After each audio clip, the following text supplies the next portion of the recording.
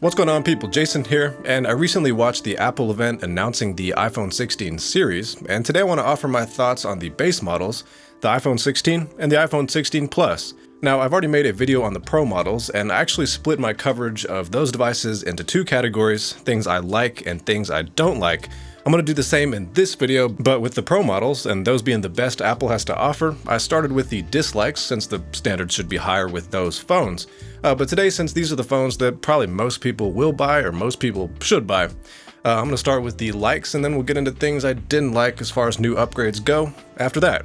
So, the first thing I like about these new phones is the new design, where for the most part it's really just taking the cameras on the back and pulling them outside of the square they used to hold them and rearranging things into a vertical pill. Now, as far as the new design goes, the vertical cameras is something I give a thumbs up to, and it's almost like a homage to the iPhone X and some of the phones that came after that with that pill arrangement. And the new design also comes with some more colorful and vibrant color options. They're actually behind me right here. We got black, white, pink, teal, and blue. And the colors are looking real nice this year. I'm glad that Apple finally found some ink in their printer to put on the backs of these phones. The next like I got with these phones is the action button, and the action button getting added from the iPhone 15 Pro onto the base iPhone 16 models. To jog your memory, the action button is just a regular old button similar to the power button and volume button, and it's a customizable button that allows you to perform any sort of action you may want. You can start a voice recording, start any shortcut you want from the Shortcuts app, or of course just open any app you may select from what's on your device. So, extra button, it's one of those things that's good to have, can't complain about it, and that's why it's on the likes list for iPhone 16 features. The next thing I like about the iPhone 16 and 16 Plus is the A18 chip, not to be confused with the A17 Pro chip and the A18 Pro chip. Those are in the iPhone 15 Pro and 16 Pro respectively.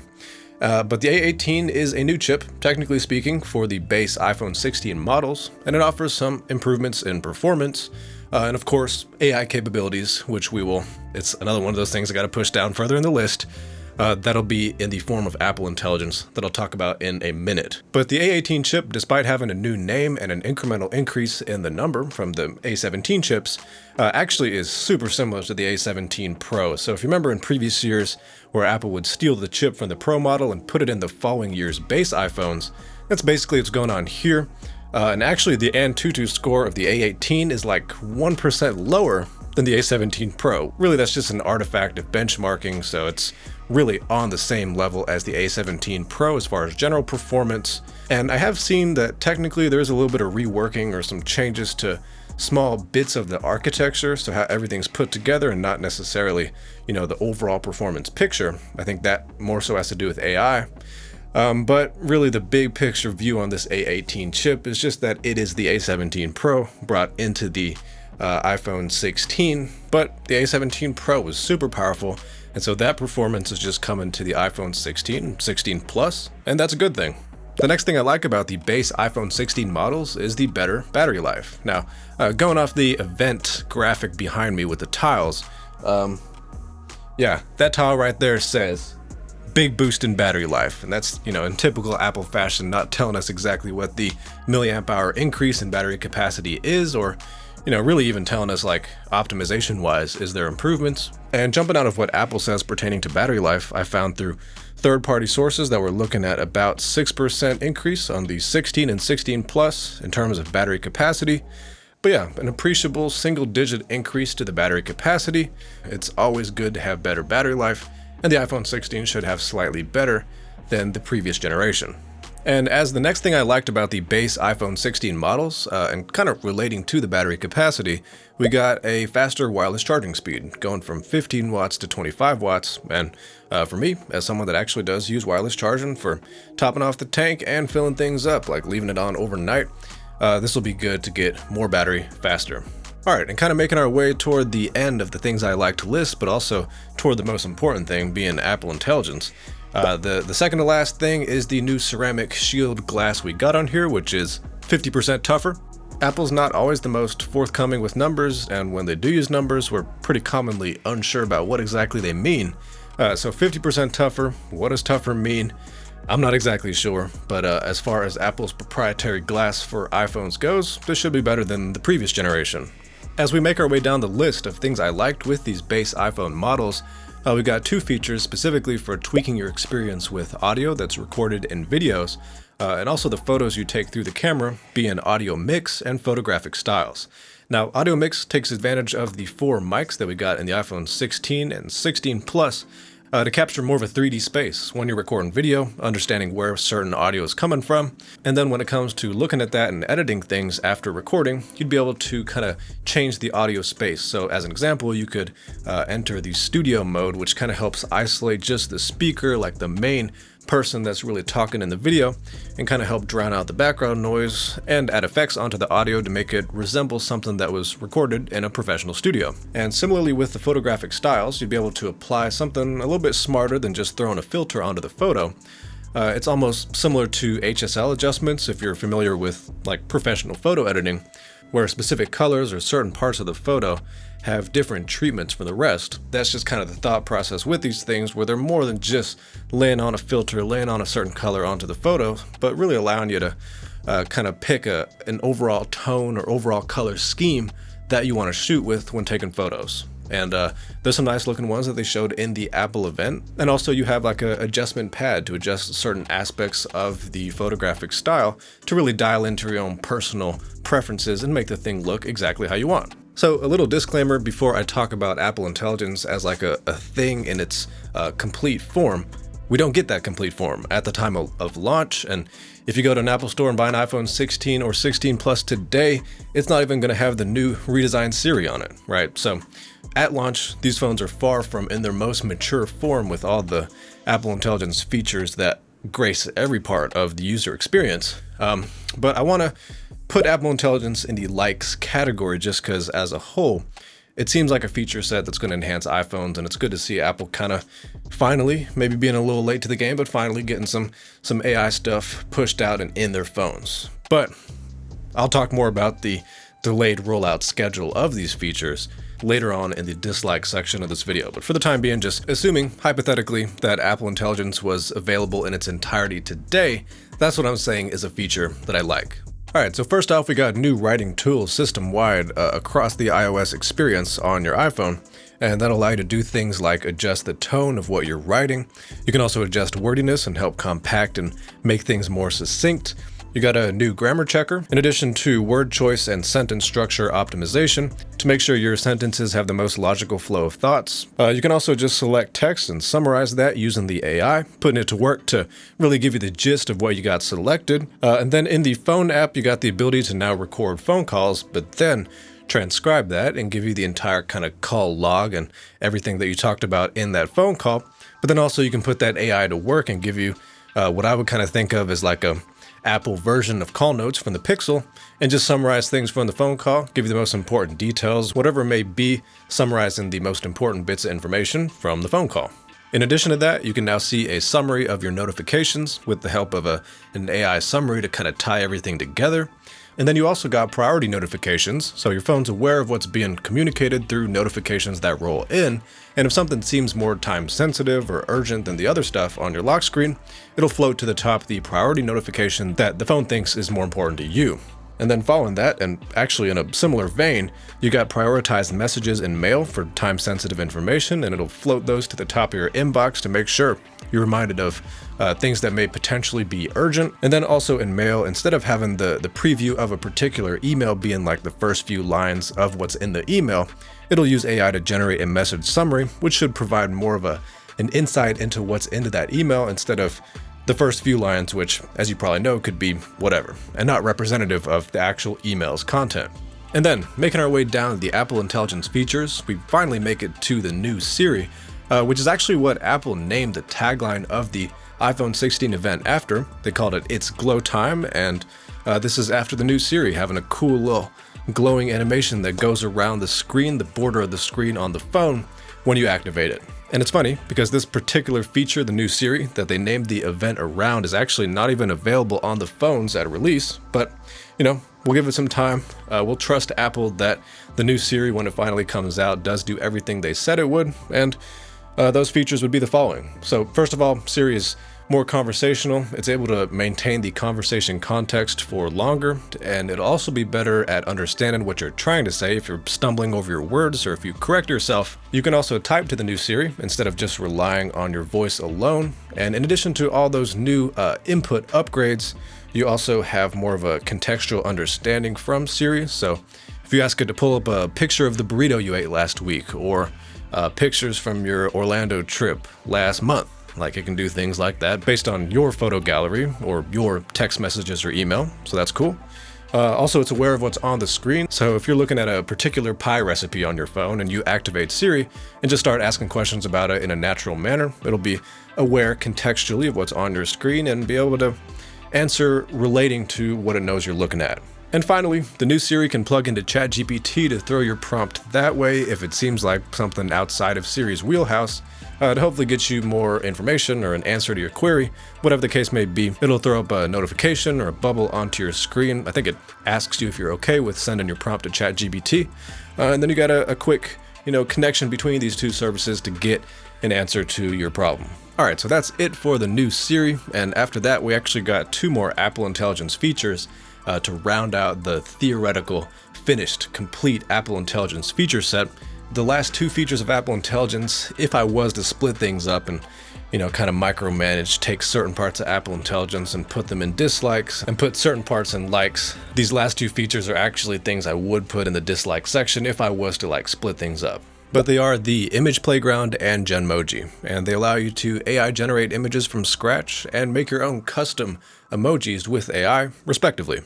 And the reason I put these in the dislikes if I was to separate them from the rest of the features is just because generative AI, and specifically generative AI that has to do with making images, or even AI editing photos you already took, like what we saw with the Pixel, these are things I'm a little bit questioning of when it comes to, are people going to use this, first of all? And then the subtext to that is does this diminish human creativity? Does it make the world worse for artists and people that actually, make the original human art that these things get trained off? But here I'm kind of trying to be pragmatic about it. I'm really more so focusing on the features as a selling point.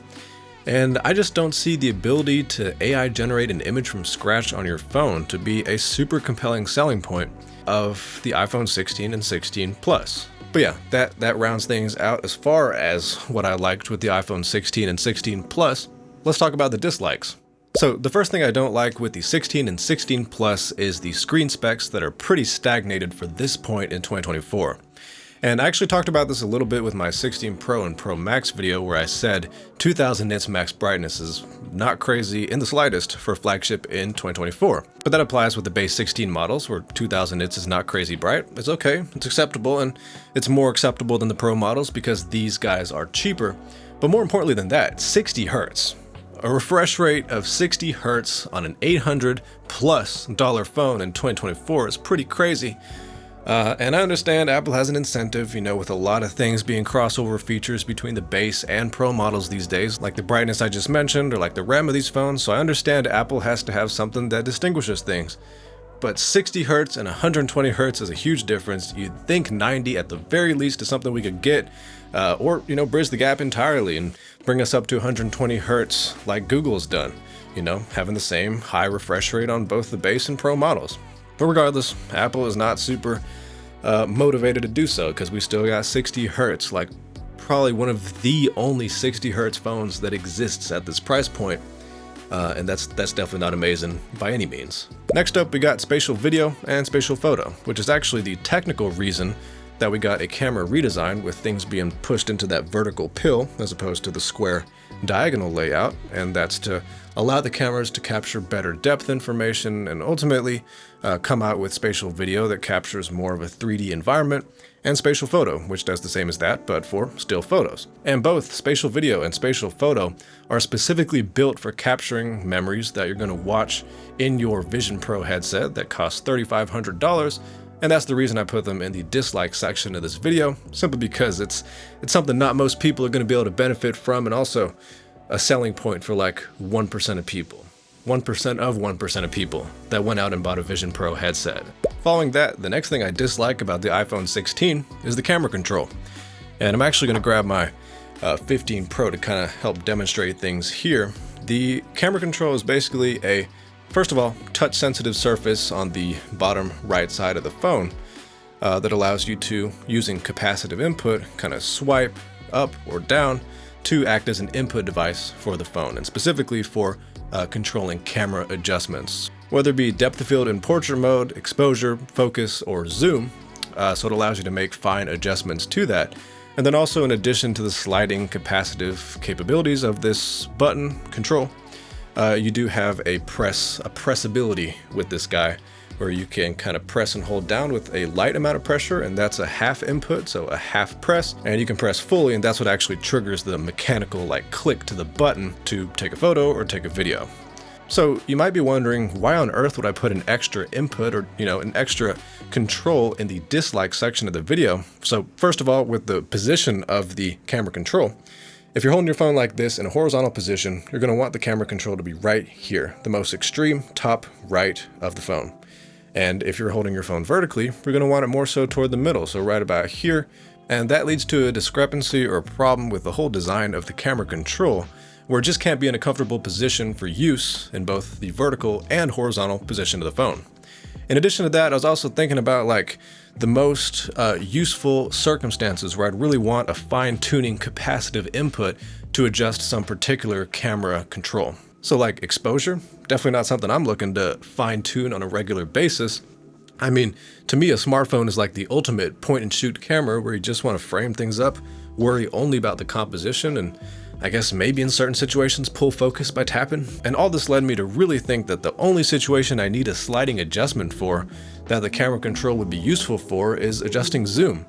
And then when I thought about that more, I was like, okay, I'm really just tapping 0.5x, 1x, or 5x. I actually cannot think off the top of my head the last time I took a photo with an in-between zoom. There really is not much of a need at all for capacitive or sliding input for any particular camera adjustment, and so that's again, my second drawback with the camera control. And then last but not least, my last drawback with the camera control is just the fact that it is a mechanical button that's going to have a little bit of a shift or movement when you click it down all the way. And that's going to lead to potentially blur of the photo, but also think about like slight changes to the composition of your photo. Like, do you really want your photo when you click the button like accidentally rotated like a degree clockwise just because you use the camera control? I don't. And so yeah, third drawback with the camera control. This doesn't really meet the criteria for me of being helpful to your day-to-day life or really much of a meaningful improvement to the previous generation. I know that was a lot, but that's my thoughts on the camera control. All right, and then last but not least, as far as dislikes with the iPhone 16 and 16 Plus go, you probably expected it, you probably saw it coming from the way I was talking about Apple Intelligence earlier, but it's just the fact that Apple Intelligence has one of the slowest rollouts I've seen for something the company has made such a big deal about at launch. So again, the entire Apple event was themed around the glow time thing, which has to do with the new Siri, not available at launch. And also, Tim Cook at the beginning of the event said these are the first iPhones ever built from the ground up for AI. And what exactly does that mean when the Apple Intelligence features aren't even available at the time of launch? Does it mean like the sole purpose of these phones, or one of the main reasons that Apple built these phones the way they did, isn't really something you can take advantage of at launch? I mean, yes, I would say some of the most interesting features that Apple has to offer, and also what they've paraded around a whole bunch since WWDC, is just stuff that's missing, absent from these phones. If you were to go out and buy them today or tomorrow or a month from now, they still wouldn't all be there. Even stretching all the way into 2025, these rollouts are supposed to take to get to a fully fleshed out point. So that's not great, and that's something I got to give a pretty significant thumbs down to as far as iPhone 16 base model features are concerned.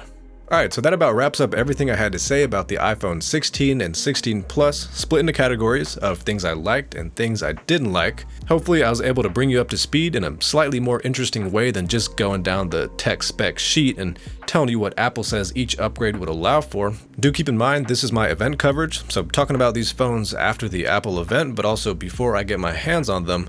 Every year I do go out and buy one of the new iPhones, and also Galaxy and Pixel, but I had a situation where people were under the impression I wasn't going to actually get my hands on the phone and review it, and so this is me letting you know this is my impressions and talking about the event, but also I'll get the phone, take it out in the field and use it and review it. But anyway, thanks for watching this video, subscribe down below for more quality tech videos, and I'll see you later.